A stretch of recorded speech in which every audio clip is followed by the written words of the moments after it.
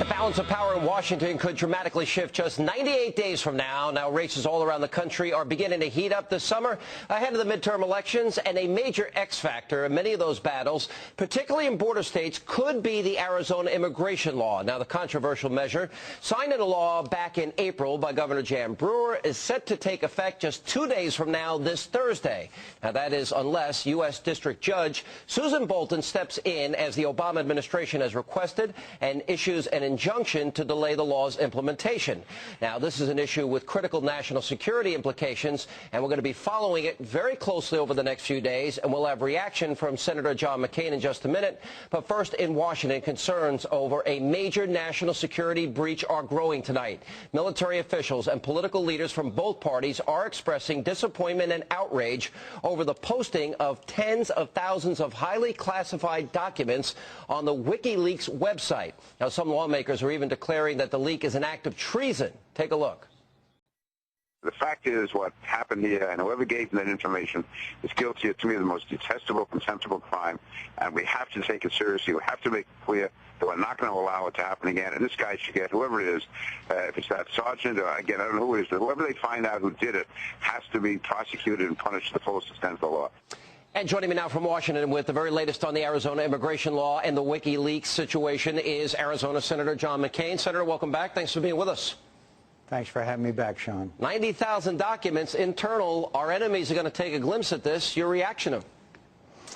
Well, General Mattis, who is the new Marine general who's going to be head of our Central Command, replacing General Petraeus today, said it was very harmful. It was very harmful to our effort in Afghanistan. It's very harmful to our national security and hurts relations with our allies. Remember, Sean, the interesting thing about this outfit is one that wants us to get out of Afghanistan and wants us out immediately. Ultra-left, obviously with an agenda, and now we have an American newspapers acting as willing accomplices to this, what is clearly a breach of our national security, and implementing it and abetting it. Do you think it's treason?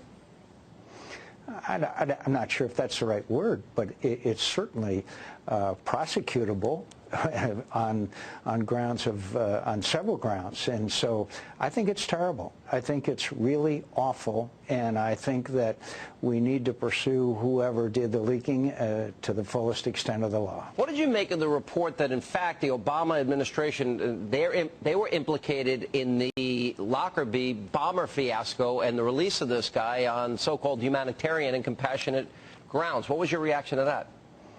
My reaction was that it didn't surprise me about BP, and you know, a lot of us at the time objected strenuously to it. Look, it's now a situation where people can be guilty of outright murder, as this Lockerbie guy was, and somehow over time they can go free.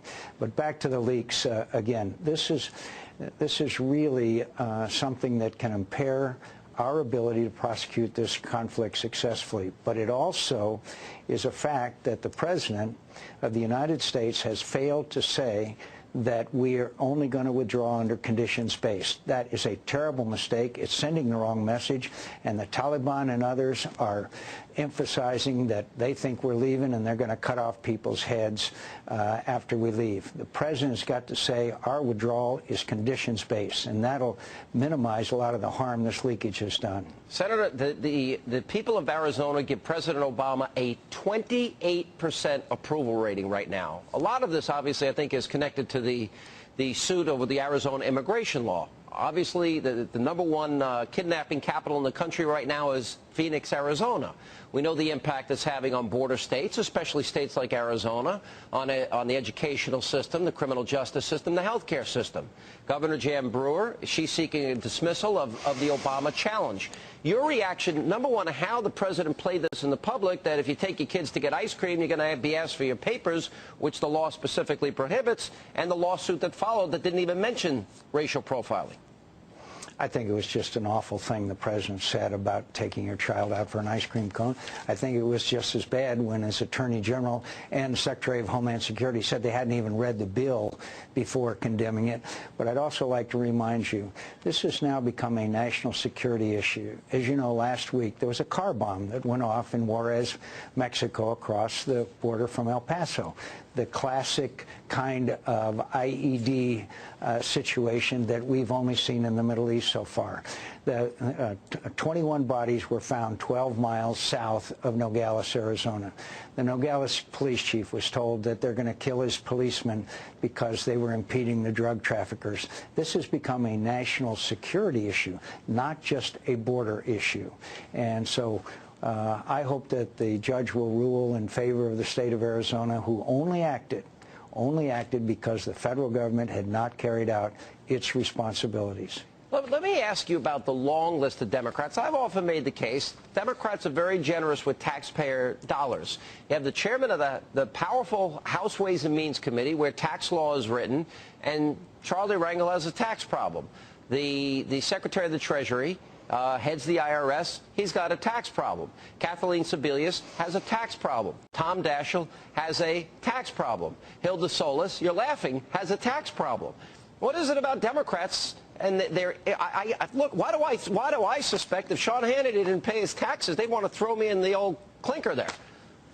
I think those Democrats should be strongly in favor of tax reform. Well, the latest to join the list here, you know, is your friend, your colleague, Senator John Kerry, avoided, what, $437,500 in sales taxes, an annual excise tax of $70,000. He lives in Massachusetts. He buys the boat in Rhode Island and moors it in Rhode Island. You know, what do the taxpayers think? And they want to abolish the Bush tax cuts. Well, as you know, these taxes are the reason why every yacht, every sloop, every vessel that you see that's privately owned is registered in the Grand Cayman or some other places, because the taxes are so unacceptably high. And that's another reason why he bought it in New Zealand. But he moored it in Rhode Island because there's a 6.5% tax there. And when questioned about it, he was outraged that anyone would even ask the question. Well, I'm outraged, too. What, did they ask the question, or that you weren't invited on the boat? Both. The tax system is screwed up all over America. But let me also remind you that one of the reasons why we didn't get the help that we could have gotten from foreign countries is a thing called the Jones Act, which prohibits foreign flag ships from operating in our coastal waters.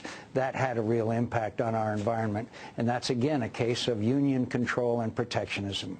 All right, what do you think in terms of these scandals? Charlie Rangel, Congressman Massa, I think John Kerry's got a lot of explaining to do. All the tax issues the Democrats have had, yet they want the Bush tax cut to expire. The president last week played the class warfare card. You know, do you think this has an impact on the election in 98 days from now? Well, I would be very frank. I think that those scandals of Abramoff and others had an impact on the 2006 elections and the 2008 elections to a much lesser degree. But I think they have an effect, and I think the American people are sick and tired of this movement we've seen of big government into every aspect of American life, including car companies, including health care, including all of those other things that we're seeing a real rebellion out there. It's a peaceful rebellion, but every weekend I go home, I see that rebellion. It's going to be an interesting election night. What do you make of the plurality of voters? And one of the recent polls that came out said the country would be better off if you were elected. I was flattered and humbled, and where were they when I needed them most? Okay. Senator, thanks for being with us. Appreciate it. Thank you, Sean.